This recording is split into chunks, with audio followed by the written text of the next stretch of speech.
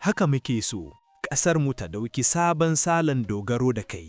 Shin kun san abubuwan da ke faruwa a yau game da makomar Niger da ƙungiyar AES?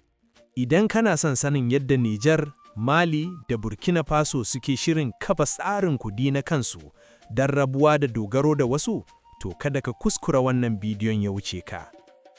Haɗin kan AES da sabuwar katin shaidar dan ƙasa ta biyu. An kusa kammalawa, ƙasashen AES na ci gaba da tattaunawa don hadewar tattalin arziki. Babban labari shine, Firayim Minista Ali Mohamed Lamine Zaine ya riga ya fara yin rajistar sabuwar katin shaidar dan ƙasa ta biometric ta AES. Wannan mataki ne na ƙariya da kuma sauƙaƙa zirga-zirga a cikin yankinmu. Dangantakar da ƙasashen waje, Niger da Morocco.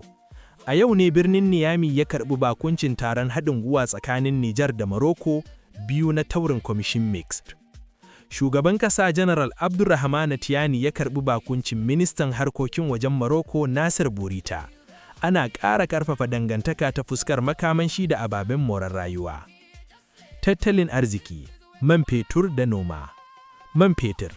Ana ci gaba da aikin fitar da danyen mai ta bututun Niger Benin, inda gwamnati ke kokarin ganin kudaden sun koma kan ayyukan raya ƙasa, musamman noman rani. Tallafin noma. An sanar da sabbin tallafin taki da kayan aiki ga manoma domin shirye-shiryen damina mai zuwa don tabbatar da wadatar abinci. Tsaro da walwala. A Zindar akwai labari mai daɗi da kuma firgutawa game da yadda ruwan ƙarƙashin ƙasa na phreatic yake tasowa. Wannan babban albarka ne ga noma, amma kuma barazana ce ga gidajen jama'a. Lafiya. Babban asibitin Maradi ya fara bayar da sabon nau'in tiyata tympanoplasty, kuma an duba lafiyar yara sama da 600 a Niamey. Rundunar FDS na ci gaba da yin lugude a yankin Three Borders don tabbatar da mutane sun koma gidajensu cikin kwanciyar hankali. Kada ka tsaya nan, akwai cikakken bayani a cikin wannan bidiyo game da yadda Niger ke tattaunawa da wakilan Majalisar Ɗinkin Jini UN da kuma yadda aka tsara sabon tsarin tsaron samamayyar Niger.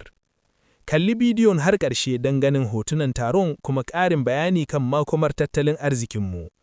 Danna like sannan ka yi share domin wasu su gani. Me kake tunanin kan wannan sabuwar katin ta AES? Rubuto mana a ɓangaren sharhi comment.